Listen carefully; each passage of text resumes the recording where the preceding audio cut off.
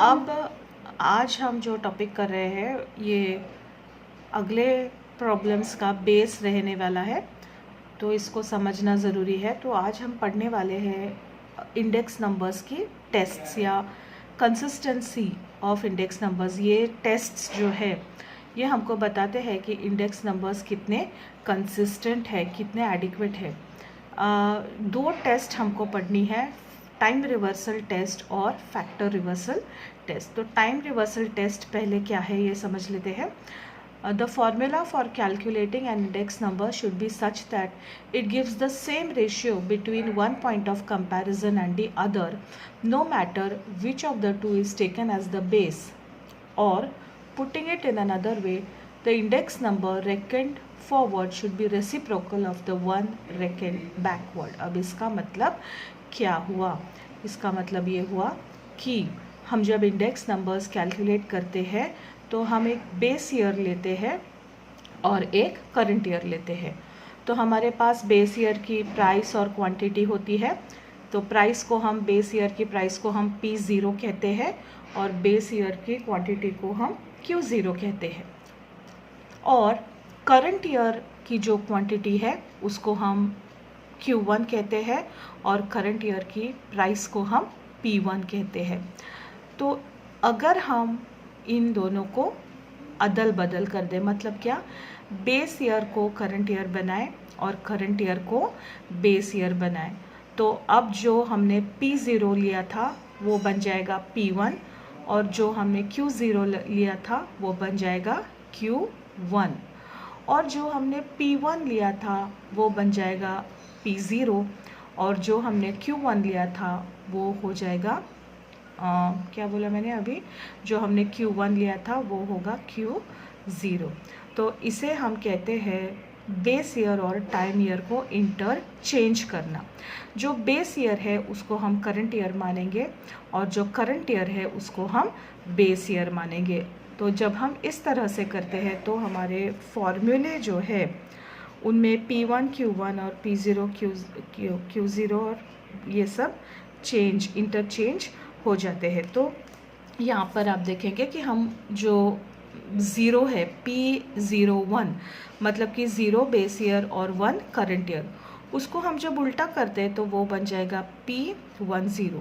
तो time reversal test, ये test कब सेटिस्फाई होगी? ये तब सेटिस्फाई होगी जब P01, तो पहले हम जो बेस ईयर है और जो करंट ईयर है उसको लेकर के रेगुलर इंडेक्स नंबर कैलकुलेट करेंगे, फिर हम इनको उल्टा कर देंगे, बेस ईयर को करंट ईयर करेंगे, करंट ईयर को बेस ईयर करेंगे। उस समय जो हमें वैल्यू मिलेगी इंडेक्स नंबर की वो होगी P10। अगर हम इन दोनों को मल्टीप्लाई करते हैं तो 1 आना चाहिए, तब हम कहेंगे कि टाइम रिवर्सल टेस्ट सेटिस्फाई हो रही है। तो ये जो नीचे आपको एक लिस्ट दी है ये दिखाती है वो इंडेक्स नंबर्स जो टाइम रिवर्सल टेस्ट को सेटिस्फाई करते हैं। तो वो कौन से हैं? Marshall Edgeworth, Fisher's, Walsh, Kelly's, simple aggregative index, simple geometric index और वेटेड ज्योमेट्रिक मीन। अब इम्पॉर्टेंट यहाँ पर ये है कि लास्पियर एंड पाश के इंडेक्स नंबर्स जो है ये टाइम रिवर्सल टेस्ट को सेटिस्फाई नहीं करते हैं। देखो यहाँ पर कैसे P01 का फॉर्मूला है summation P1 Q0 upon summation P0 Q0 और P10 का फॉर्मूला है summation P0 Q1 upon summation P1 Q1। हम जब इन दोनों को मल्टीप्लाई करते हैं तो ये नॉट इक्वल टू 1 आता है।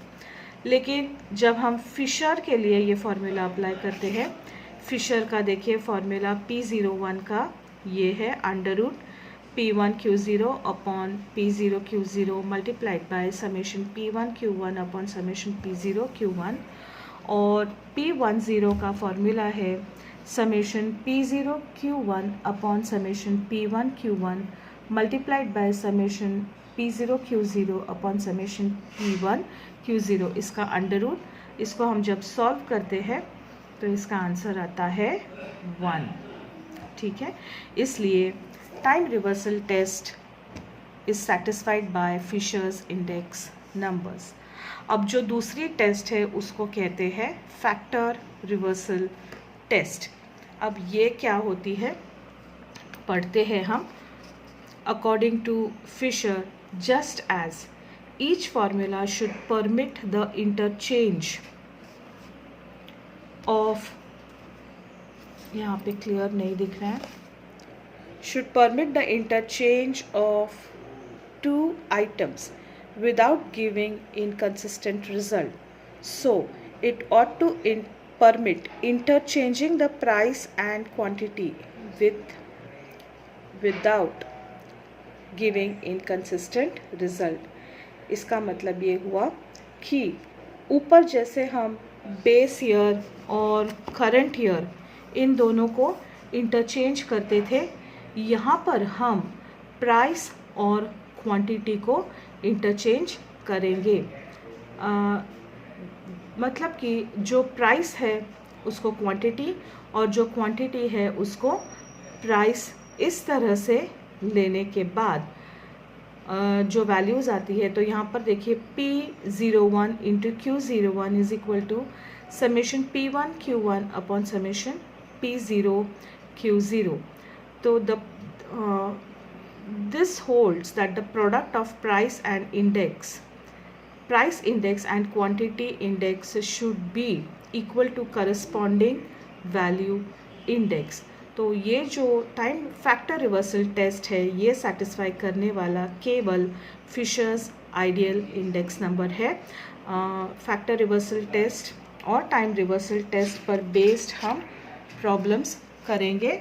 तो यहाँ पर इसको और क्लियरली दिखाया गया है। देखिए P01 is equal to summation P1 Q0 upon P0 Q0 into summation P1 Q1 upon P0 Q1, और Q01 है summation Q1 P0 upon Q0 P0 into summation Q1 P1 upon summation Q0 P1।